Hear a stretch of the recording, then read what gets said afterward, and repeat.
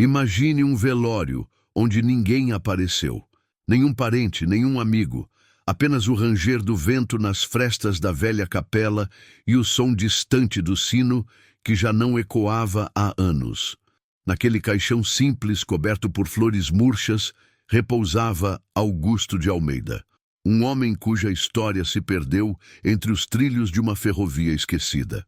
Antes de continuar, inscreva-se no canal e comente de qual cidade você está assistindo. Essas histórias só continuam vivas porque você, do outro lado, mantém acesa a chama da memória. Ninguém sabia ao certo quem o havia colocado ali. O corpo fora encontrado 3 dias antes, dentro de uma pequena casa de madeira, nos arredores de uma antiga estação desativada. Um vizinho distante, curioso com o cheiro estranho e o silêncio, arrombou a porta e o encontrou sentado em uma cadeira com um pequeno bilhete nas mãos. O bilhete dizia apenas: "Esperei o trem todos os dias." Mas ele nunca mais passou. O delegado da pequena cidade, acostumado com histórias de tragédia e abandono, comentou baixinho: "Morreu esperando alguém, e talvez estivesse certo." A história de Augusto era mais do que solidão. Era o retrato de um Brasil que começava a mudar, mas ainda deixava para trás os que viviam à margem nas sombras da saudade. Feche os olhos e imagine os trilhos enferrujados, o apito distante de um trem que nunca mais passou, e o coração de um homem que se recusou a deixar de esperar.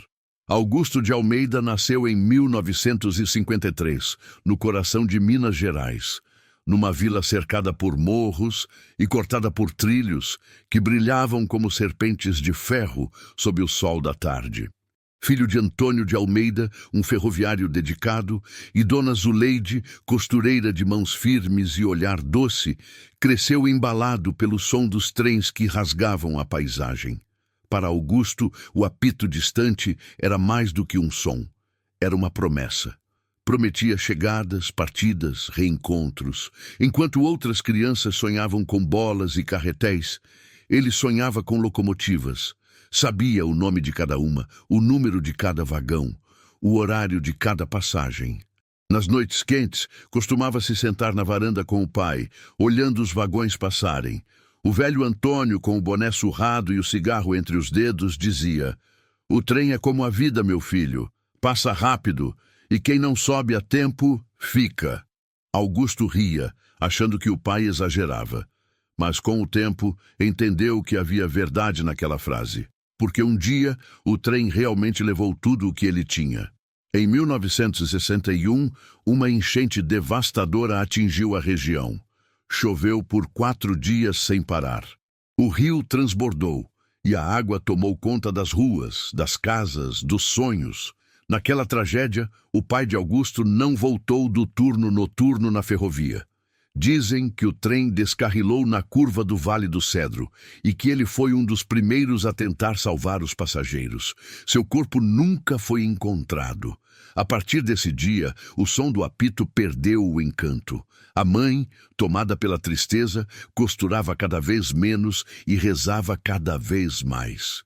Augusto, ainda menino, começou a ajudar como pôde, vendendo lenha, limpando a estação, engraxando sapatos. Aos 15, já trabalhava oficialmente na ferrovia, o mesmo lugar que havia tirado o pai. Foi ali, entre graxas, fumaça e o cheiro metálico dos trilhos, que conheceu Helena, a filha do novo chefe da estação, o Sr. Murilo.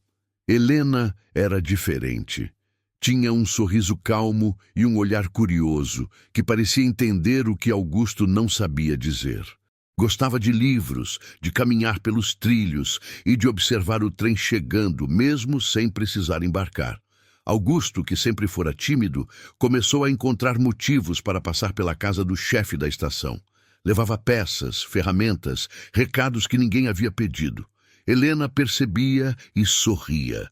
Certa tarde, ela lhe disse: "Você vive olhando os trens, Augusto." "Por quê?" Ele respondeu sem pensar muito. "Porque é neles que a vida passa. E eu ainda quero ver para onde ela vai." Helena riu, achando graça da resposta simples e sincera. Mas havia algo nos olhos dele, uma mistura de sonho e solidão, que a fez lembrar da própria vontade de partir. Os dias se transformaram em meses e o sentimento em algo mais profundo. Eles se viam escondidos atrás dos vagões, trocando cartas, promessas e olhares. Mas, como costuma acontecer nas histórias que nascem em estações, o destino não esperou pelo último trem. Helena fora prometida em casamento a um comerciante de São Paulo. O pai, rígido e orgulhoso, considerava Augusto pobre demais para sua filha. Na noite anterior à partida, ela foi até a estação. Encontrou Augusto sentado no banco de madeira, olhando os trilhos como quem observa o fim do mundo. Ele segurava uma flor colhida no caminho e um bilhete dobrado. "Vai mesmo embora, Helena?" perguntou com a voz embargada. Ela apenas assentiu. "Meu pai decidiu tudo. E talvez seja o melhor para mim." Augusto entregou o bilhete, com as mãos trêmulas.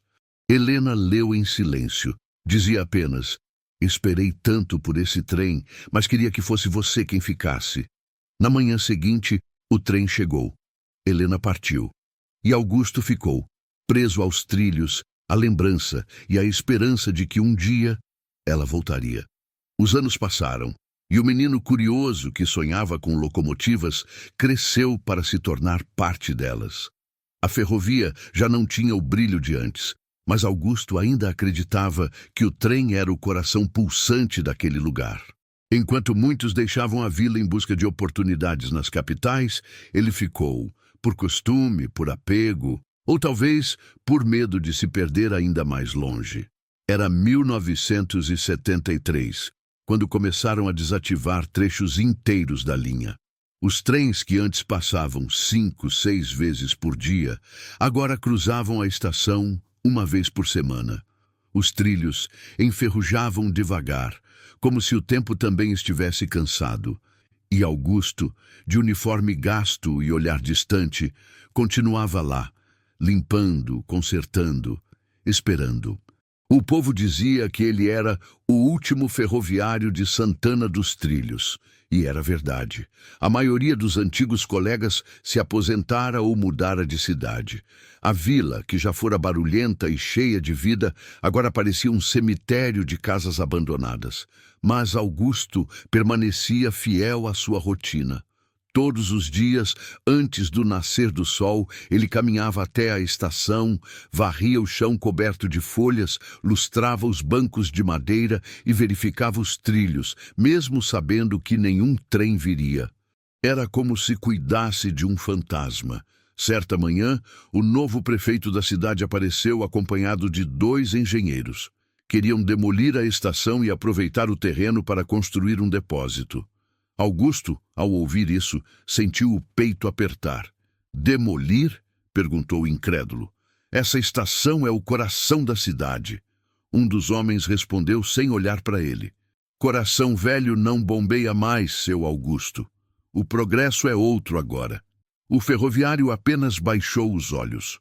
Naquela noite, ficou sentado na plataforma sozinho, fumando o cigarro que guardava para momentos difíceis. O vento frio soprou pelas frestas, e ele teve a impressão de ouvir, ao longe, o eco de um apito. Levantou-se num sobressalto. Olhou os trilhos, tentando distinguir se era real ou apenas lembrança. Nada. O som se perdeu entre as colinas, mas ele juraria com a alma que havia ouvido o trem. Na manhã seguinte, escreveu uma carta ao prefeito, pedindo que adiasse a demolição. As palavras eram simples, quase infantis. "Peço que me deixem cuidar dela até o último dia. Depois disso podem levar tudo. Só não levem minha lembrança." Não obteve resposta, mas ninguém voltou a mencionar o assunto. Nos meses seguintes, Augusto passou a viver praticamente dentro da estação. Levou alguns móveis velhos, pendurou retratos antigos e organizou tudo como se ainda houvesse movimento ali. Tinha até um relógio de parede que, embora parado, ele fazia questão de ajustar todos os dias. "Para o tempo não esquecer da gente", dizia, falando sozinho. Os poucos moradores que ainda restavam o viam com pena e respeito. As crianças o chamavam de o Homem dos Trilhos e corriam dele quando passava, com o olhar perdido e o boné amassado. Alguns achavam que ele tinha enlouquecido, outros diziam que era apenas um homem fiel demais ao passado. Às vezes, à noite, Augusto acendia uma lamparina e sentava-se no banco da plataforma, como fazia na juventude. De lá, olhava a escuridão e imaginava os trens voltando, as pessoas descendo com malas, as risadas, os abraços. E, entre todas as figuras que a lembrança lhe trazia, havia sempre uma, Helena, com seu vestido claro e o sorriso que nunca envelhecia. Nessas noites, ele falava com ela, baixinho, como quem fala com um sonho. Um dia, você vai voltar, Helena. Eu sei. O trem só se atrasou. E o vento, passando entre os trilhos, parecia responder. Os anos passaram, mas para Augusto o tempo parecia não ter pressa. Cada dia era uma repetição do anterior. Acordar cedo, varrer o chão, limpar os bancos, lustrar a placa da estação e esperar, por um trem que ninguém mais esperava. A vila já não era vila. Metade das casas estava abandonada. As outras, ocupadas por famílias pobres que mal sabiam o que fora aquela estação. As crianças que brincavam por ali o olhavam como se fosse parte da paisagem. Um homem velho, de fala mansa e olhar distante, sentado sempre no mesmo banco. Às vezes, alguém o via falando sozinho, gesticulando com as mãos, como se conversasse com alguém invisível. E, de certa forma, conversava. Hoje o sol nasceu bonito, Helena, dizia, ajeitando o chapéu. Se o trem passasse agora, o brilho dos trilhos ia ser coisa linda de ver. Mas ninguém respondia.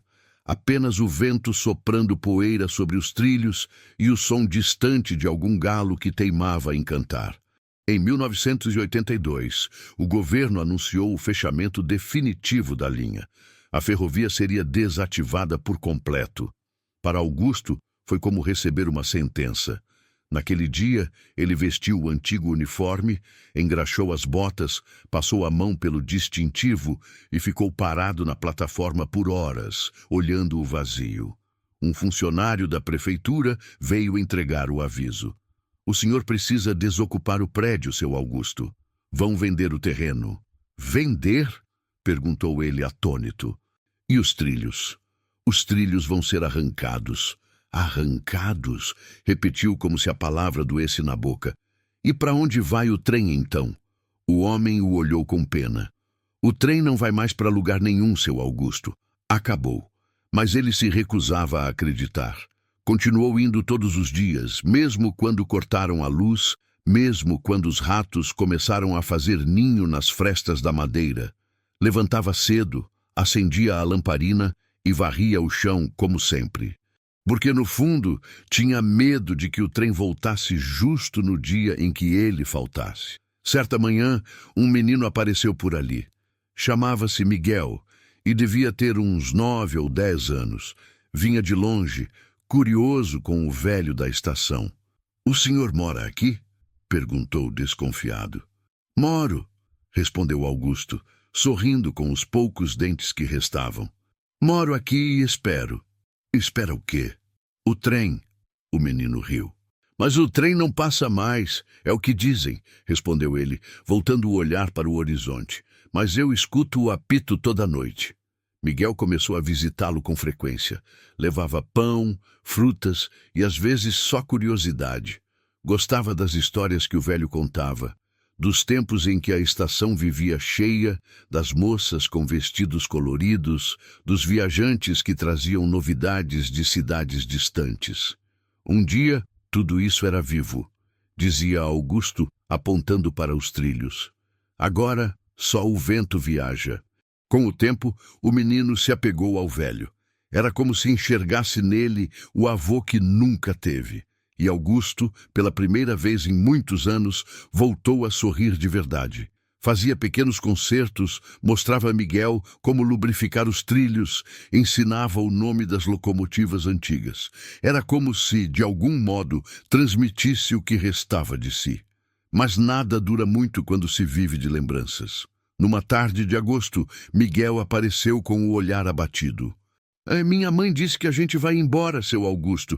Vamos para a cidade grande." O velho se calou, abaixou o olhar e ficou mexendo num parafuso enferrujado. "E o trem?" perguntou num fio de voz. "O trem? O trem não existe mais, seu Augusto." O velho respirou fundo. "Existe, Miguel. O problema é que ninguém mais escuta." O menino o abraçou antes de ir. Foi a última vez que se viram.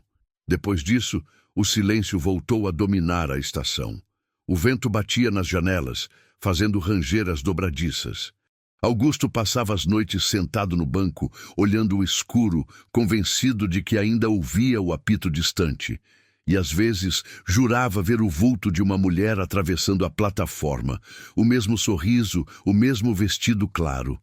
"Helena", murmurava, "eu sabia que você voltaria." Mas era só o vento.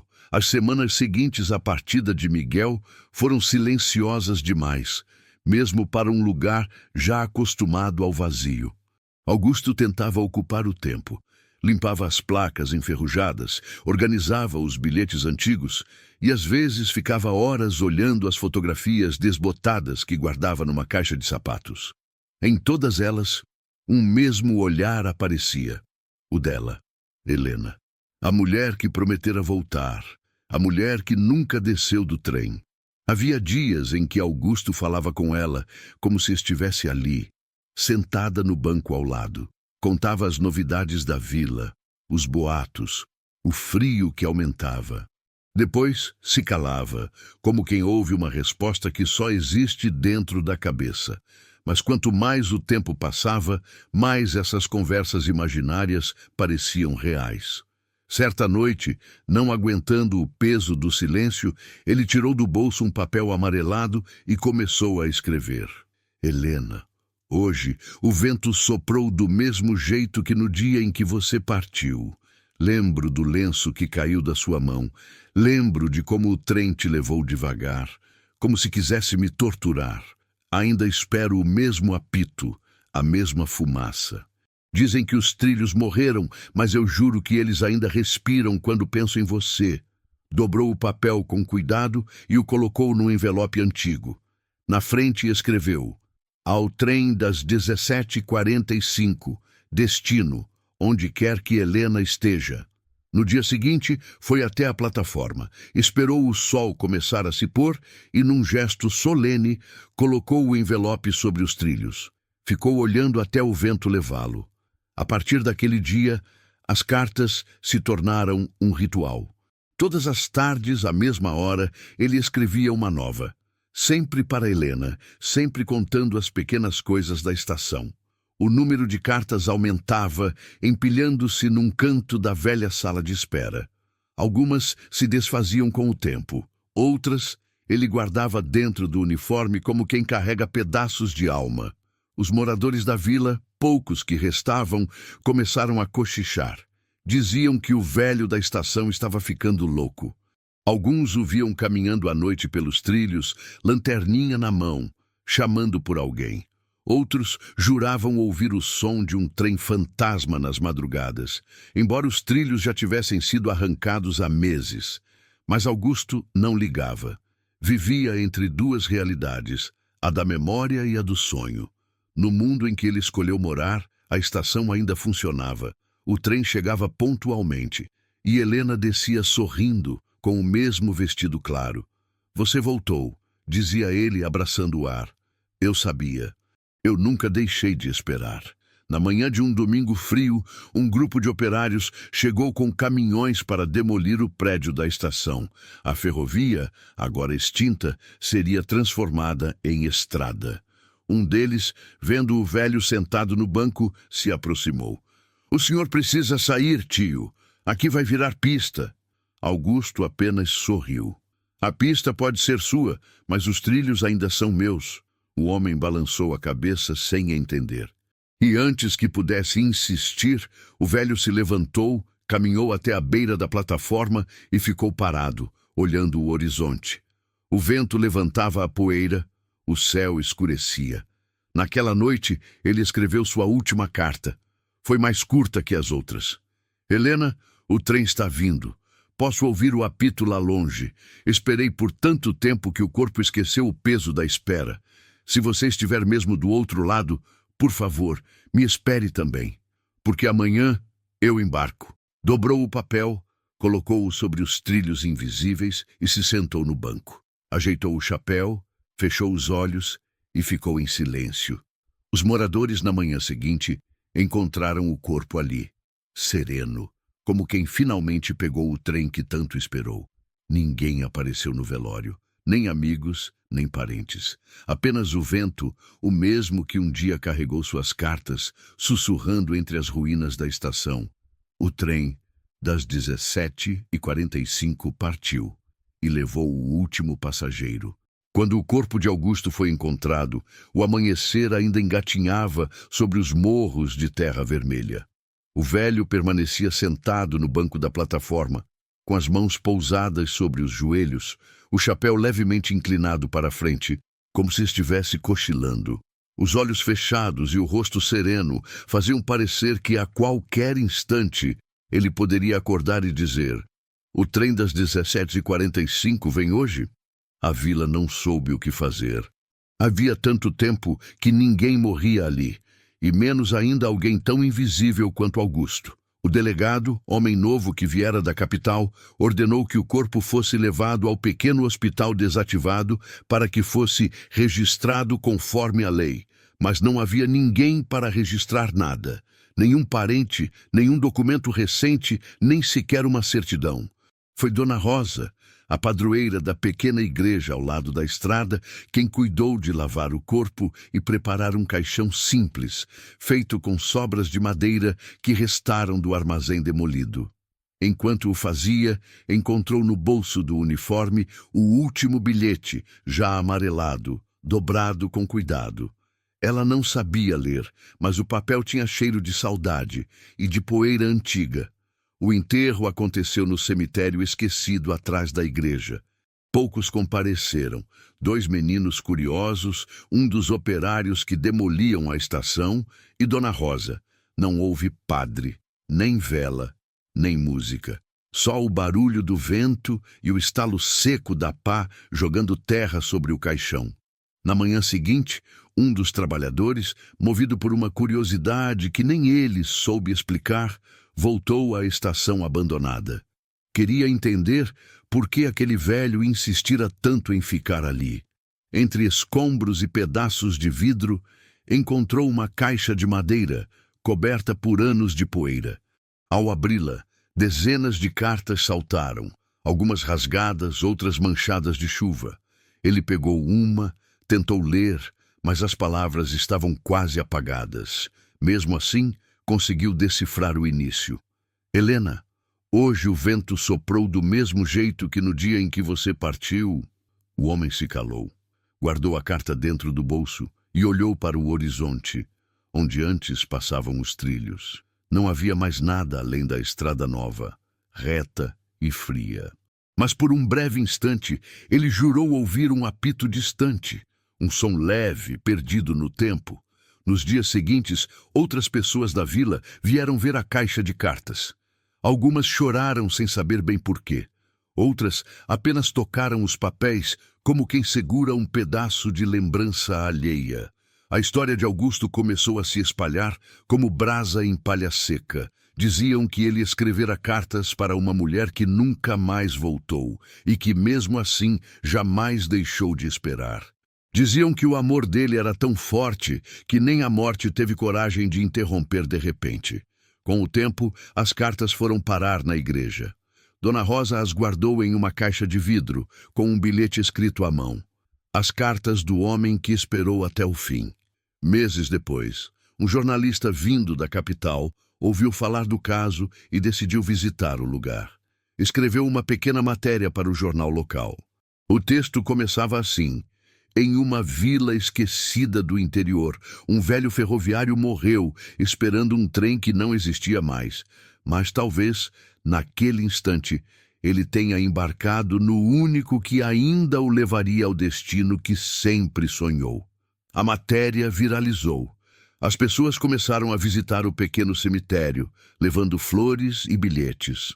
Alguns escreviam cartas próprias e as deixavam sobre o túmulo, como se Augusto pudesse lê-las. Outros, silenciosos, apenas olhavam o chão e respiravam fundo, tentando entender a beleza trágica de alguém que viveu e morreu esperando. A vila, antes esquecida, começou a renascer.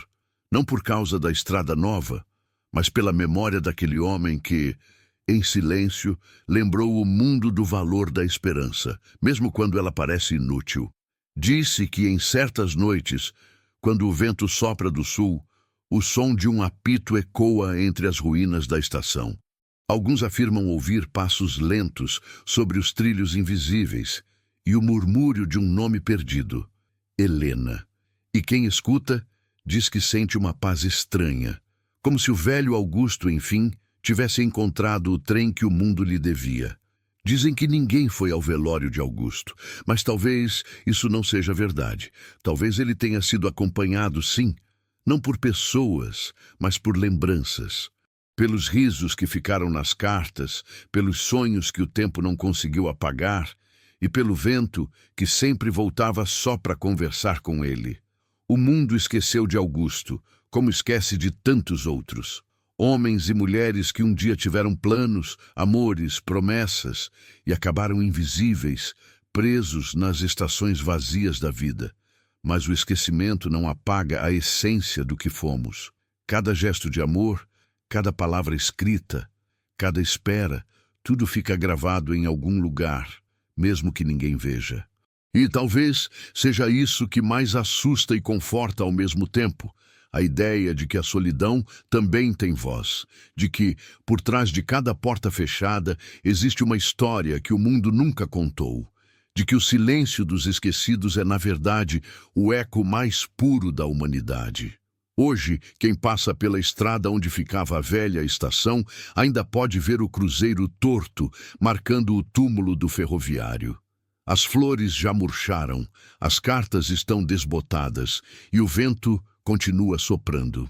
Mas há algo ali que o tempo não levou, uma sensação de que Augusto, afinal, não esperou em vão, porque o amor, mesmo quando não é correspondido, tem o poder de resistir, e a lembrança dos que amam, mesmo que sozinhos, continua viajando, como um trem que nunca para, cruzando o tempo e os corações de quem escuta essa história.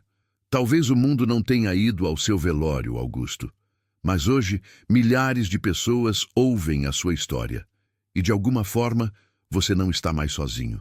Se essa história tocou o seu coração, inscreva-se no canal e ative as notificações. Toda semana, uma nova história de vida, amor e destino. E conte para mim aqui nos comentários, de qual cidade você está assistindo. Quero saber até onde essa história chegou.